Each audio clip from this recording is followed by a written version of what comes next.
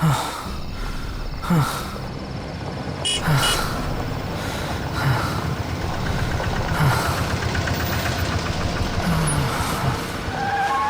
हुआ भाई?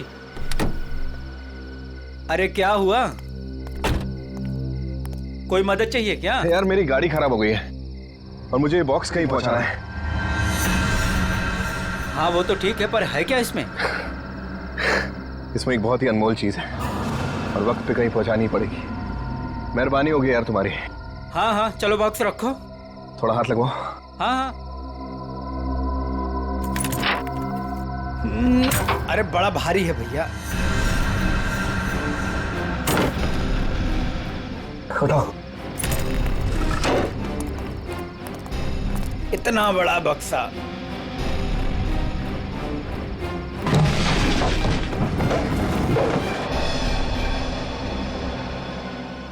ये एड्रेस है, इस बक्से को इस जगह छोड़ देना। क्या मतलब है? आप नहीं आ रहे हो? एक मिनट, ये कुछ पैसे रखो, इसे सही जगह पहुंचाओ। बक्सा उतारिए। हाँ? मैंने कहा ना बक्सा उतारिए। अरे मुझे नहीं करनी आपकी मत। अरे बेवकूफ समझा आपने? हाँ बक्से में क्या है क्या नहीं है? तुम ये सब रखो यार, लेकिन टाइम पे बक्सा जिस एड्रेस पे बोला है वहां पहुंचा देना। हाँ देखिए मेरी एक शर्त है, बक्सा खोल के देखूंगा मैं। अरे क्या है क्या नहीं है इसमें। सुन मेरी बात सुन, मेरी नौकरी चली जाएगी, इसे मैं नहीं खोल सकता। बस पास में ही तो जाना है, प्लीज लेके जाओ ना यार। ठीक है भाई, भरोसा करता हूं मैं। इंसान इंसान के ही काम आता है।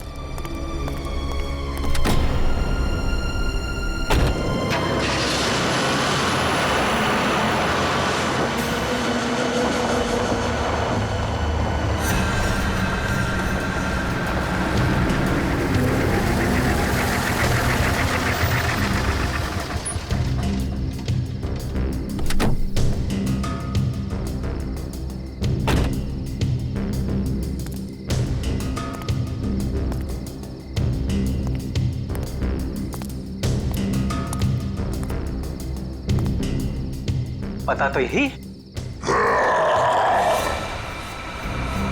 कैसी चीख! अपने को क्या बक्सा यहीं उतार के चलता।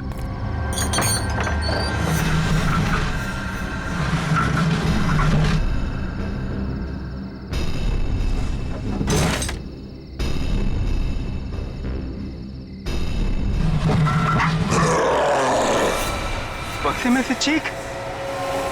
हे भगवान!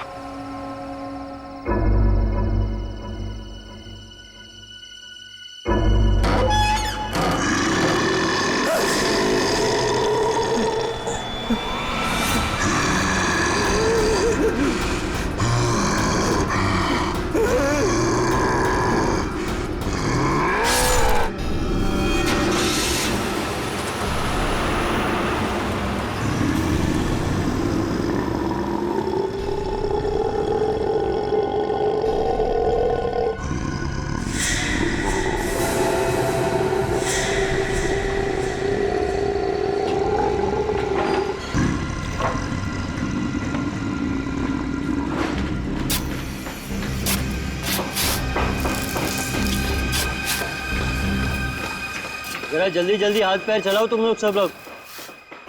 15 दिन में ये बिल्डिंग पूरी करके देनी है हमें, वक्त नहीं है हमारे पास। और सोनू तू इतना सुस्त क्यों है? खाना वाना नहीं खाता क्या? चल जल्दी काम कर। कौन है वहां पे? मैंने पूछा कौन है वहां पे? अभी तो बिल्डिंग का काम भी खत्म नहीं हुआ है और अभी से बिल्डिंग टूटने लगी। सोनू जरा देख तो।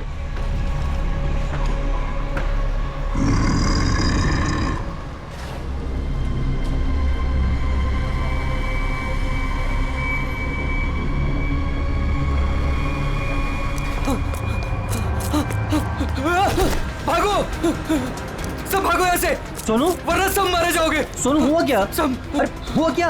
किस चीज की आवाज थी? और ये चेहरे पर निशान कैसा है? पट्टियों वाला मुर्दा। मुर्दा? मुर्दा उर्दा कुछ नहीं होता है, ये जरूर कोई चोर और घुसाया होगा। एक काम करो, सब लोग मेरे साथ चलो, चलिए मेरे साथ।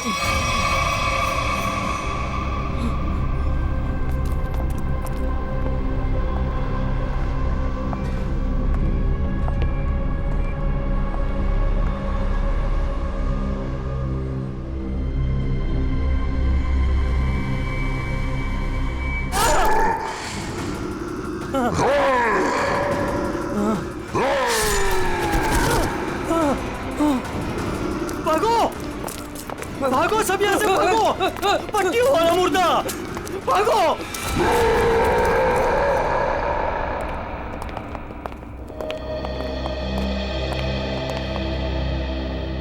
सर, मैंने और मजदूरों ने मिलकर एक फैसला किया है कैसा फैसला? कि हम आपकी बिल्डिंग में अब काम नहीं करेंगे। तो क्या बकवास कर रहे हो तुम? सर, लगता है आपकी नजर कमजोर हो चुकी है, इसलिए मेरे चेहरे पर ये निशान आप देख नहीं पा रहे। ये हाँ, शराब पी के झगड़ा किया होगा। सर, ये उस आत्मा की देन है जो आपकी बिल्डिंग में है। आत्मा? क्या बकवास कर रहे हो तुम? हाँ? मैं जानता था कि आप मेरी बातों पर विश्वास नहीं करेंगे, इसलिए मैं साथ में सोनू को भी लाया हूं। सोनू,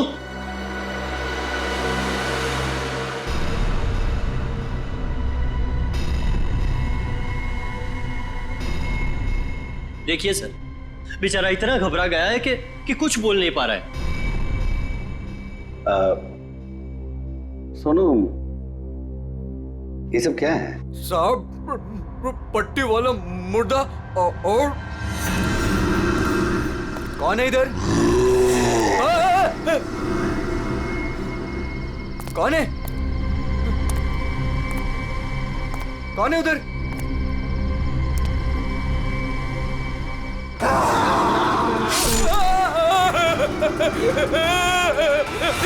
मुझे लगता है कि तुम सब लोग काम कम और नशा ज्यादा करते हो, तभी ऐसी बहकी बहकी बातें कर रहे हो।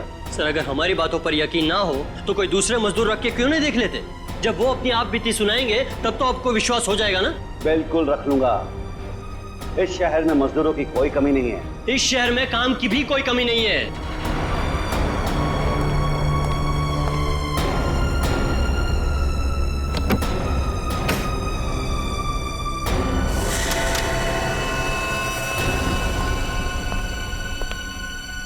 ये तुम्हारा आज तक का हिसाब। और एक बात याद रखना कि इस बिल्डिंग पर मेरे और मेरे इन्वेस्टर्स के करोड़ों रुपए लगे हैं। तो तूने बाहर जाकर इस बिल्डिंग के बारे में कोई बकवास की या कोई झूठी अफवाह भी फैलाई तो फिर मुझसे बुरा कोई नहीं होगा।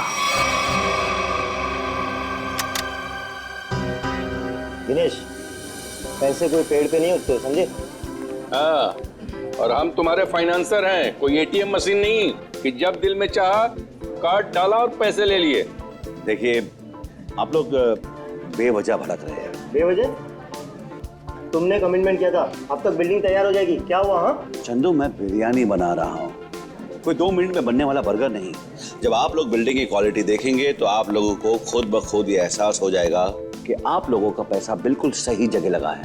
हाँ, पता चल रहा है कि इन्वेस्टमेंट कहाँ पर हो रहा है। वैसे काफी अच्छी पार्टी थी आपने अपने शादी के सालगिरह की।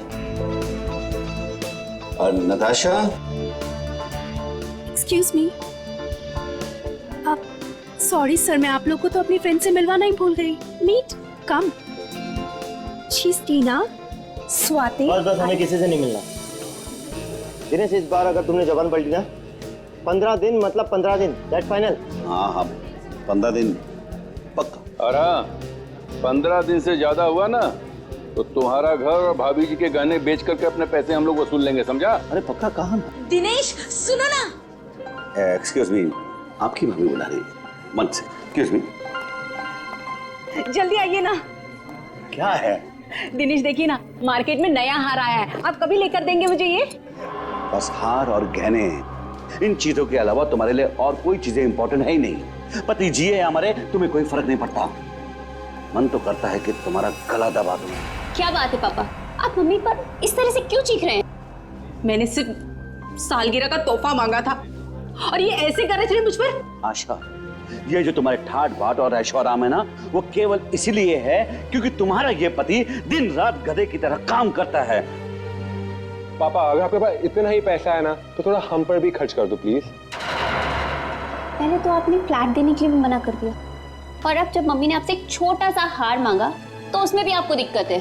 तुम दोनों नालायक बच्चों को तो मैं कुछ दूंगा नहीं, और तुम लोग मेरे घर में रहते हो, इसी बात से खुश रहो।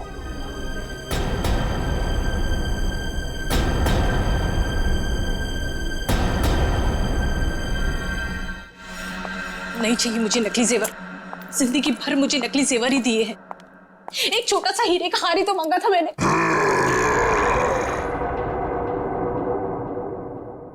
कौन कौन है वहां? कौन है वहां? कौन है वहां?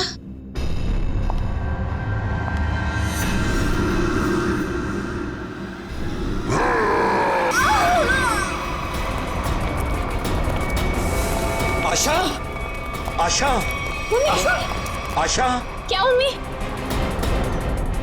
आशा, एक सांस क्या हुआ मम्मी को? मर गई।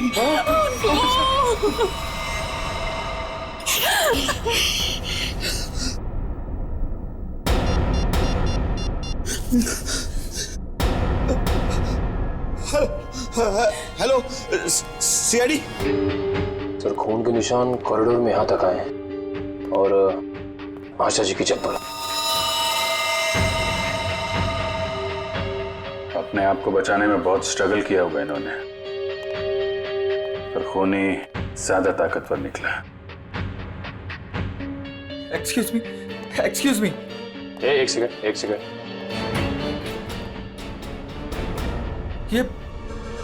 ये सब कैसे हो गया सुलेखा?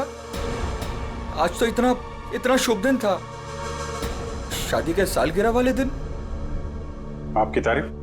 जी, मैं सुलेखा का हस्बैंड। अच्छा, तो आशा जी आपकी सास थी।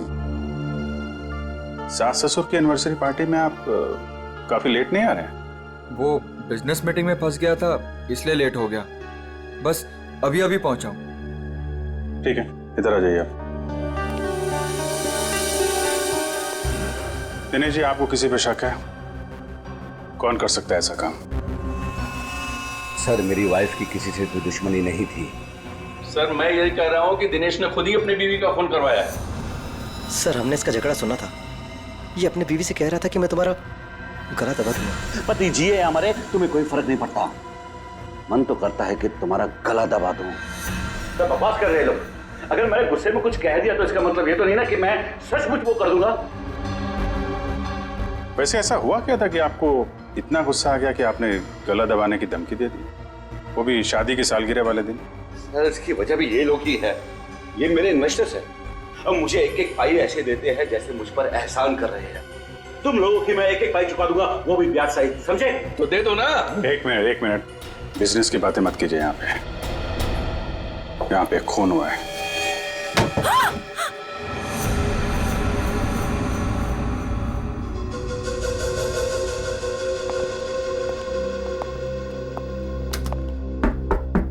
कौन है अंदर? दरवाजा खोलो।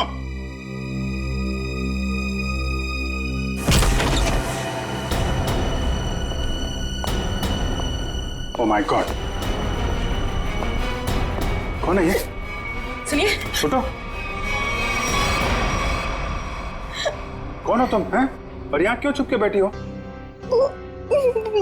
मुर्दा पट्टियों वाला मार डालेगा। सर, डरी हुई है, ऊपर से जख्मी भी। देखो, आप बिल्कुल घबराइए मत। हम लोग सीआईडी से हैं। आपका नाम क्या है? कोमल। कोमल? कोमल, आप यहाँ क्यों चुप के बैठी थी? वो पट्टियों वाला मुर्दा बाहर घूमते हुए देखा। पट्टियों वाला मुर्दा? जैसे मैं यहाँ से बाहर निकली तो पट्टियों वाला मुर्दा बाहर था। अच्छा ठीक है, तुम वो जो भी पट्टियों वाला मुर्दा था उसका स्केच बनवा सकती हो? हाँ। Very good. स्केच आर्टिस्ट को बुलवाओ और इस घर का कोना कोना छान मारो। देखो खूनी के बारे में कुछ सुराग मिलता है क्या? जाओ।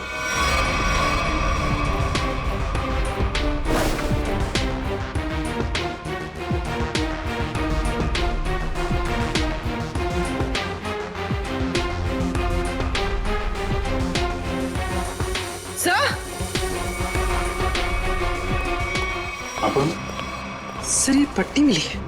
क्या? यहाँ पर। कोमल ने देखा पट्टी वाला मुर्दा, पर यहाँ पे पट्टी का टुकड़ा मिला। सर, स्केच तैयार है। तो ये है वो पट्टी वाला मुर्दा। इस मुर्दे का और इस पट्टी का क्या राज है, जल्द से जल्द पता लगाना होगा। सर वो आदमी गले का हार छीनने के लिए आया था, ऐसा लगता नहीं? बड़ा अजीब तरीका ढूंढा खून करने का यार। हाँ जयवंती, डॉक्टर साहब को जरा स्केच दिखा।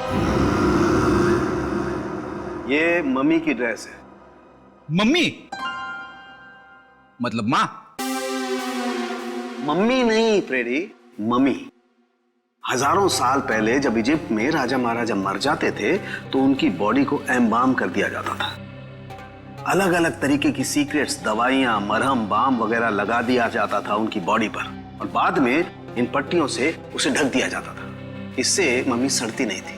मर गए मतलब हजारों साल पुरानी लाश यहाँ पे आ गई और एक के बाद एक खून कर रही है। तो शायद अगला खून तुम्हारा होगा। मेरा हो गया, अब चुपचाप खड़े रहो। और एक बात ध्यान में रखो, मम्मी कभी सड़ती नहीं है और ना मम्मी कभी जिंदा होती है। अच्छा सर, ये जो पट्टी का टुकड़ा हमारे हाथ लगा है, कहीं ऐसा तो नहीं कि ये खूनी के साथ हाथापाई के दौरान आशा जी के हाथ आ गया? नहीं, ऐसे नहीं हुआ। तारिका जी, आप ठीक है वहां पे? नहीं। फिर एक सीआईडी ऑफिसर बोल रहा है कि इनके हाथों में पट्टी आई थी, मतलब आई थी। सीआईडी ऑफिसर आसमान से उतरता है क्या? उससे गलती नहीं हो सकती। ये पट्टी का टुकड़ा जो आप लोग लेकर के आए हैं, ये हाथापाई में नहीं फटा है। अगर हाथापाई में फटता तो सीधा नहीं फटता, टेढ़ा मेढ़ा फटता, समझे? और ये टुकड़ा कोई मामूली टुकड़ा नहीं है। 1500 साल पुराना है ये टुकड़ा। 1500 साल? 1500 साल? 1500 साल? जी, किसी ने मम्मी की पट्टियां खरीद ली हैं। कहां से सालूं के साहब? ये इजिप्ट से? अरे यार, लोग पुरानी मम्मियां खोद खोद के निकाल रहे हैं और चोरी छिपे बाजार में बेच रहे हैं। ऐसी एक मम्मी शायद इंडिया में आ गई। बाप रे। लेकिन सर ये खूनी मम्मी बना क्यों होगा? ये खून उस खूनी मम्मी ने ही किया है, और वो पट्टी का टुकड़ा जानबूझकर छोड़ गया है हमारे लिए सबूत।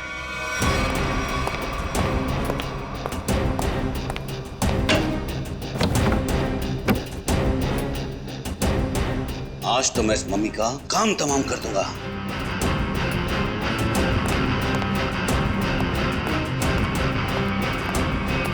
सर,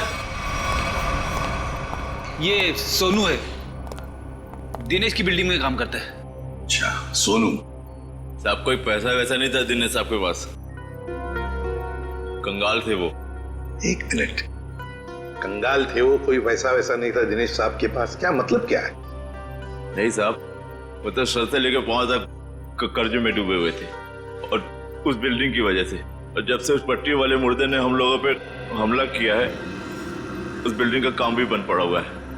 पट्टी वाले खूनी ने तुम पर हमला किया? तुम पर? सर, कहीं ये वही तो नहीं जिसने आशा जी का भी खून किया? हो सकता है, बिल्कुल हो सकता है। वैसे वो पट्टी वाला खूनी दिखता कैसे है? सर, पट्टियों में लिपटा हुआ, एकदम सड़ा सा मुंह, चेहरे पे खून लगा हुआ था जैसे उसको कोई चोट लगी हो। मतलब उसकी सर आवाज भी बहुत अजीब सी थी, उसकी सर आवाज भी।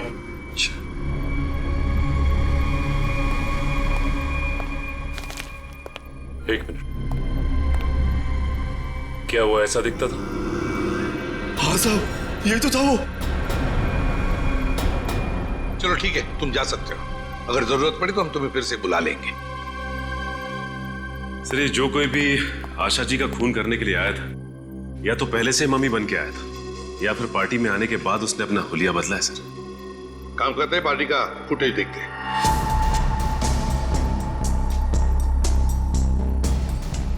एक मिनट, पॉज करो। ये देखो, ये है ना महेश, आशा जी की बेटी सुलेखा का पति महेश। हाँ सर। लेकिन ये तो कह रहा था कि आशा जी की मौत के बाद आया था ये पार्टी में। झूठ बोला हमसे, वो झूठ बोला। जयवंती सर, फोन करके बुला लो उसे अभी, Yes. इसी वक्त।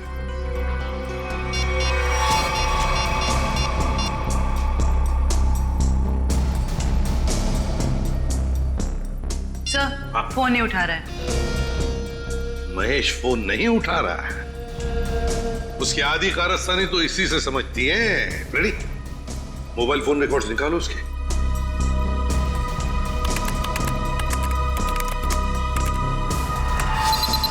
सर, ये रहे महेश के फोन कॉल रिकॉर्ड्स।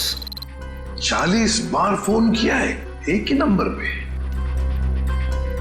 पर ये नंबर तो उसके सासू माँ का है। सर, सासू माँ से इतना ज्यादा लगाव? इस महेश से मिलना पड़ेगा। महेश। एक्सक्यूज मी।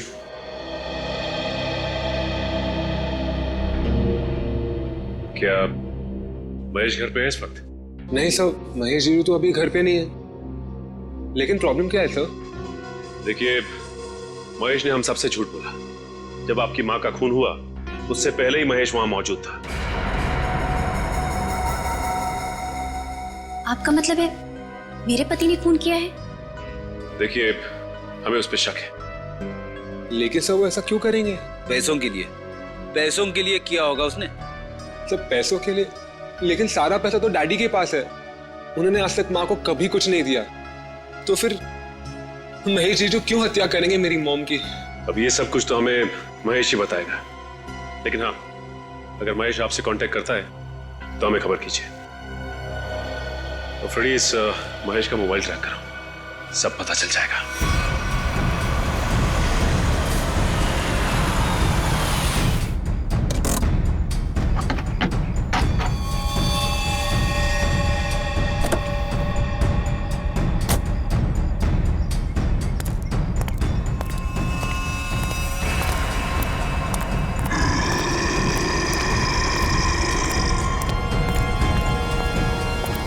आज ये पट्टियों वाला मुर्दा मिल जाए बस।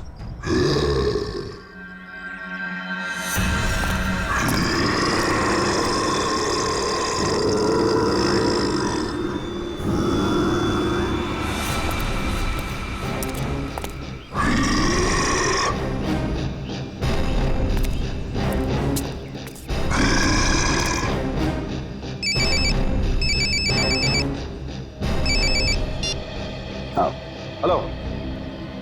हाँ हाँ जीतू भाई, हाँ आपके लिए खुशखबरी है। हाँ जी, बिल्डिंग का काम बहुत जल्द शुरू होने वाला है। कोई मजदूर वहाँ काम करने को तैयार नहीं है। क्या तुम वहाँ का सारा काम खुद करोगे? नहीं जीतू भाई, मैं उस वजह को ही खत्म कर दूंगा जिसके कारण सारे मजदूर डरे हुए हैं। आज उस पट्टी वाले मुद्दे का दी एंड है। मैं आपको बाद में फोन करता हूँ।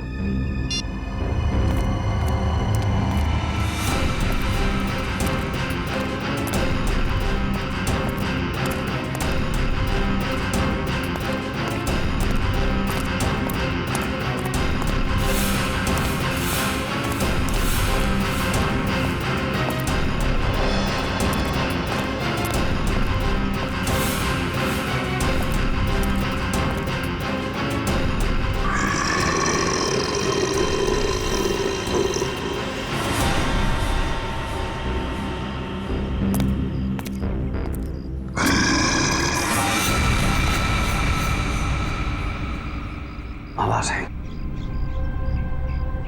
यहीं से आवाज आई। पट्टियों वाले मुर्दे, आज तू बचेगा नहीं। आज तुझे छोड़ूंगा नहीं मैं। गोली मत चलाना। तो तू ही ये सब कुछ कर रहा है और तूने ही आशा को भी मारा। नहीं, मैं ऐसा क्यों करूंगा? मैंने नहीं मारा। तू यहाँ क्या कर रहा है? मैं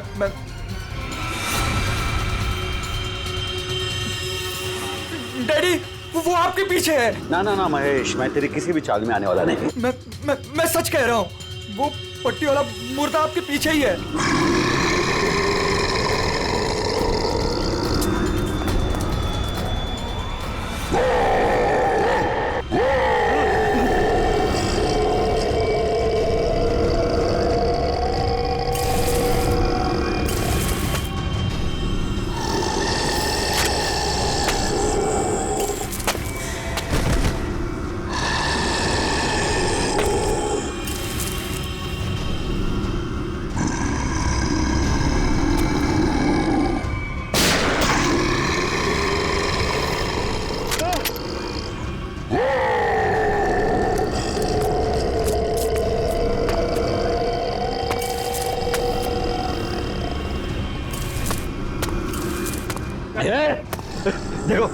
भाई तू मुझे माफ कर दे।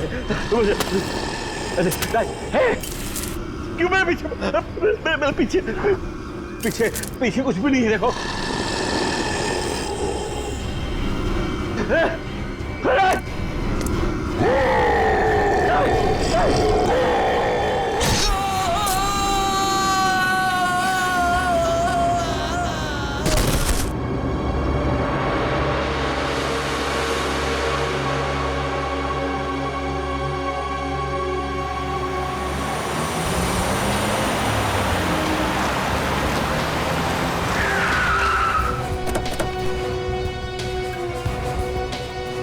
सर, मोबाइल कंपनी वालों से पता चला है कि ये दिनेश का मोबाइल भी यहीं पे है। इससे पहले महेश दिनेश को नुकसान पहुंचाए, हमें उसे बचाना होगा।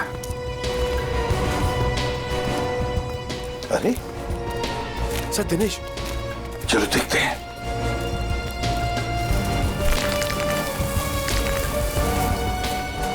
My God,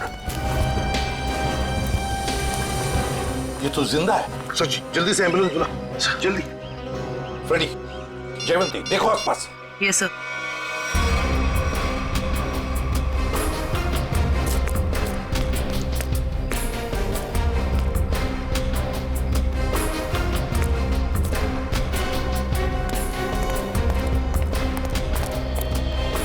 Mahesh sir. हाँ फ्रेडी, क्या हुआ? सर, महेश बेहोश है। महेश, महेश। सर, हाँ, ये गन पड़ी हुई थी यहाँ पे। सर, हम तो सोच रहे थे कि इन सब के पीछे ये महेश है, लेकिन ये तो खुद ही बेहोश पड़ा है। हाँ, ये तो महेश के होश आने के बाद ही पता चलेगा कि ये सब किसका किया कराया है।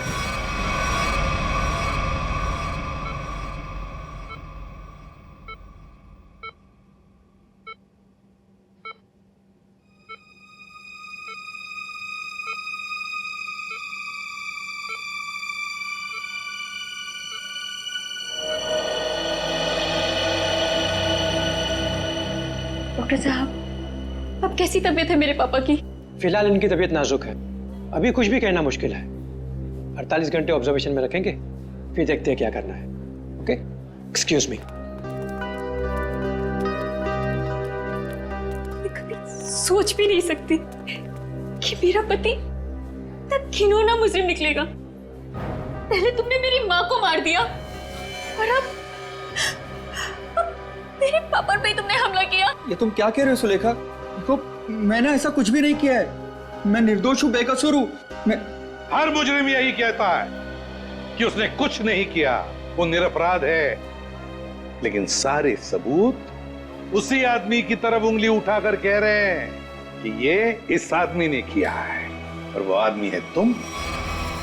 लेकिन सर, आपके पास ऐसा कौन सा सबूत है जो ये साबित करता है कि खून मैंने किया है? एक हो तो बताए। सबसे पहले तो तुमने हमसे झूठ बोला कि तुम पार्टी में देर से गए, लेकिन सीसीटीवी फुटेज साफ साफ दिखा रही है कि तुम पार्टी में पहले ही मौजूद थे, आशा जी की मौत से पहले। सबूत नंबर 2, 3 दिनों में 40 फोन किए तुमने आशा जी को, जबकि तुम उन्हीं के घर में रहते थे। इतने सारे फोन कॉल करने की वजह? और जिस वक्त क्राइम सीन पर दिनेश जी मिले, उस वक्त सिर्फ एक ही आदमी मौजूद था, वो तुम थे। मैं डर गया था सर, डर गया था। दरअसल बात यह है सर कि मैं नया बिजनेस चालू करना चाहता हूँ, और जिसके लिए मुझे पैसों की जरूरत थी, और मैं चाहता था कि वो पैसे मुझे सासू माँ जी दे दे। बस सर, इसीलिए मैं उन्हें बार बार कॉल कर रहा था, और कोई वजह नहीं है सर। तो इनके कहने का मतलब है कि ये पार्टी में पैसे मांगने के लिए गए थे आशा जी से, है ना? हाँ सर, उस दिन मैंने देखा कि ये लोग बिजनेस के लिए मुझे पैसा नहीं दे रहे, और सासू माँ को लाखों करोड़ों के गहने दिए जा रहे। और तुमने गुस्से में आकर मार डाला आशा जी को? नहीं, मैंने उन्हें नहीं मारा। मैंने कहा ना, मैं उनसे पार्टी में बात करने ही गया था, पर मेरे बात करने से पहले ही उनका मर्डर हो चुका था। नहीं महेश जी, कौन विश्वास करेगा तुम्हारी इन बातों पर? पहले तुमने आशा जी को मारा, फिर दिनेश जी के पीछे पड़े, और वो भी कहां पर? अंडर कंस्ट्रक्शन बिल्डिंग में। वाह! ये गलत इल्जाम है। मैं वहां पर उनसे भी बात करने गया था, मैंने नहीं मारा। ऑफिस में नहीं जा सकते थे, घर में नहीं जा सकते थे? उनसे बात करने में ऑफिस से गया था, पर जब मैं ऑफिस पहुंचा सर तो वो निकल चुके थे अपनी साइट पे सर, इसीलिए मैं साइट पर चला गया। पर जब मैं साइट पर गया तो सर मैंने देखा कि एक पट्टी वाले मुर्गे ने उन्हें धक्का दे दिया वहां से सर। आशा जी और दिनेश जी पर मम्मी ने हमला किया? हाँ सर। पंकज, ये तो उस आदमी ने किया है जो दुनिया को दिखाना चाहता है कि ये किसी इजिप्शियन मम्मी ने खून किया है। पर वो हमारे परिवार के पीछे क्यों पड़ा है? डॉक्टर साहब कह रहे थे ना कि इस तरह की पुरानी और महंगी पट्टियां आसानी से नहीं मिलती। सचिन, सेंट्रल स्टेट लेबोरेटरी से पता लगाएंगे कि पट्टियां कहां से और कैसे मिली है। मैं ACID से आपसे मिलना चाहती हूँ। डॉक्टर चारू आप ही? हाँ, मैंने ही आपको फोन किया था। डॉक्टर चारू, इस पट्टी को पहचानती हैं? ओह माय गॉड, ये पट्टी आपको कहाँ से मिली? ये पट्टी तो हमारे लैब से चुराई गई थी। इस सिलसिले में एक डॉक्टर को काम से भी निकाल दिया गया। आइए। इन्हें काम से निकाल दिया गया। इन्होंने पट्टियां चोरी की या नहीं ये तो मालूम नहीं, लेकिन इन मम्मीज की देखरेख यही करते थे। और हाँ सर, उनकी एक पर्सनल असिस्टेंट भी थी। इनकी असिस्टेंट का कोई फोटो, नंबर या एड्रेस है आपके पास? वो उनकी पर्सनल असिस्टेंट थी, इसलिए हमारे पास उनकी कोई डिटेल्स नहीं है। और खूनी खुद मम्मी बनकर दिनेश के परिवार के पीछे पड़ा है। हाँ बोली, ये खूनी दिनेश के ऊपर दोबारा हमला करेगा। क्या हुआ डॉक्टर? आप पापा को इतनी अचानक से क्यों शिफ्ट कर रहे हैं? देखिए, इनकी हालत पहले से ज्यादा बिगड़ गई है। अगर इन्हें आरजे हॉस्पिटल भर्ती नहीं कराया गया तो इनका बचना मुश्किल हो जाएगा।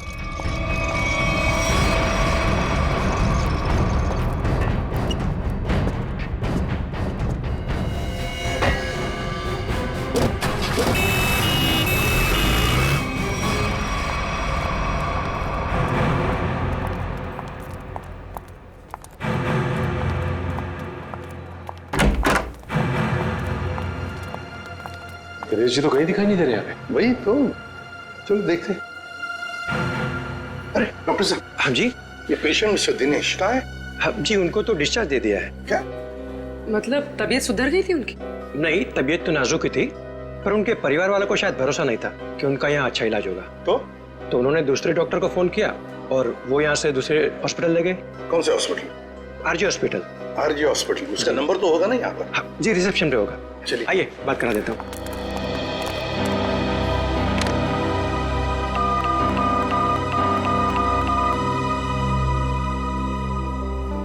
Hello, RJ hospital. देखिए, मैं एसीपी प्रद्युमन बोल रहा हूँ, CID से। आपके हॉस्पिटल में अभी अभी एक पेशेंट एडमिट हुआ है। दिनेश नाम है उनका। नहीं हुआ है?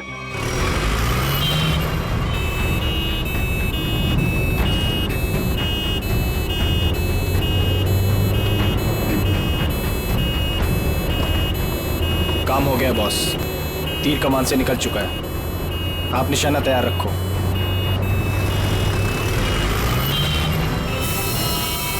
अरे धुआं? धुआं कहाँ से आ रहा है? अरे गाड़ी रोको, गाड़ी रोको, गाड़ी रोको।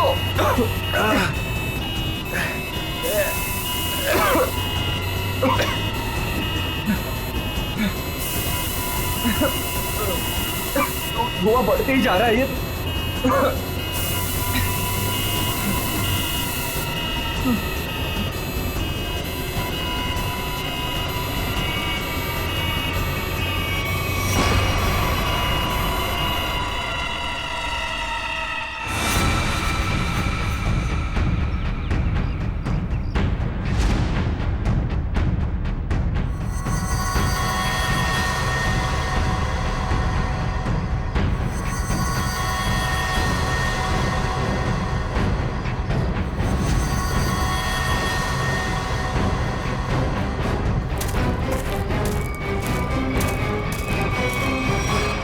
क्यों? अब तुम्हारे जीवन का मकसद पूरा हो गया? हाँ, पिछले 10 साल से मैं इसी दिन के तो सपने देखती आई हूँ, और देखो आज मेरा सपना पूरा हो गया। नहीं नहीं, सीआईडी के रहते अपराधियों के सपने कभी पूरे नहीं होते। सीआईडी? क्यों डॉक्टर ज्ञान? पेशा डॉक्टर का और काम एक अपराधी का। अबे देख क्या रहे हो? उड़ाओ इन सीआईडी वालों को।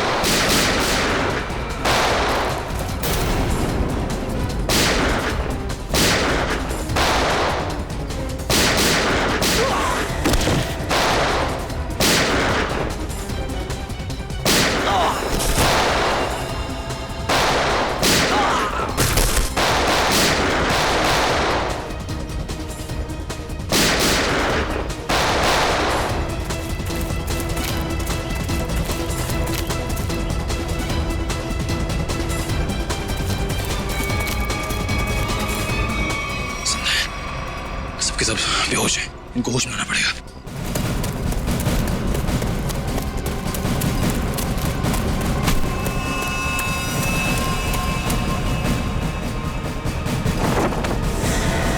तुम जिंदा लोगों को मम्मीफाई करी थी ना? मैं तुम्हें सिखाती हूँ मम्मीफिकेशन किसे कहते हैं। अपराधियों को मम्मीज बनाने का काम हम करते हैं। मैं दिनेश की सेक्रेटरी सिर्फ इसलिए बनी ताकि इससे अपने भाई के मौत का बदला ले सकूं, और इसलिए मैंने मम्मी बनकर इसकी बिल्डिंग में काम करने वाले लोगों पर हमला किया ताकि मम्मी की अफवाह फैल जाए। तुम कुणाल की बहन हो? नाम मत लो अपनी गंदी जबान से मेरे भाई का। एक वक्त था जब वो तुम्हारा सबसे करीबी दोस्त था, और तुमने क्या किया? दोनों साथ गए थे ना विदेश पैसा कमाने के लिए। सर इसको सहयोग से एक मम्मी मिली, और मेरा भाई चाहता था कि वो ये मम्मी वहां की देश की सरकार को सौंप दे, लेकिन ये दिनेश उसे ग्रे मार्केट में बेचना चाहता था। सर ऐसा सर।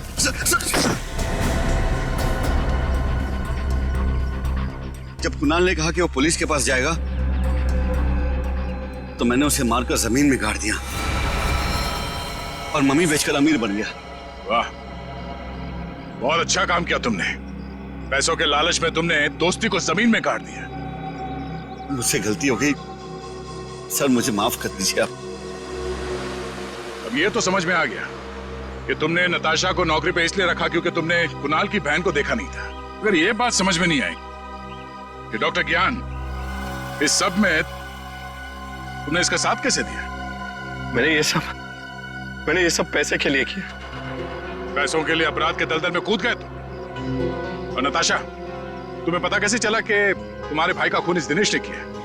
जब कई दिनों तक भैया की विदेश से कोई खबर नहीं आई तो मैं उनका पता लेने के लिए इसके घर गई थी, और वहां मैंने सुना कि अपनी बीवी को बता रहा था कि किस तरह इसने मेरे भाई का खून कर दिया और उसे जमीन में गाड़ दिया। आशा ये सब पहले से जानती थी, और इसलिए मुझे उसको मारने का कोई पछतावा नहीं है। पछतावा होगा, तुम सबको बहुत पछतावा होगा जब कानून तुम्हें कड़ी से कड़ी सजा सुनाएगा, चाहे फांसी।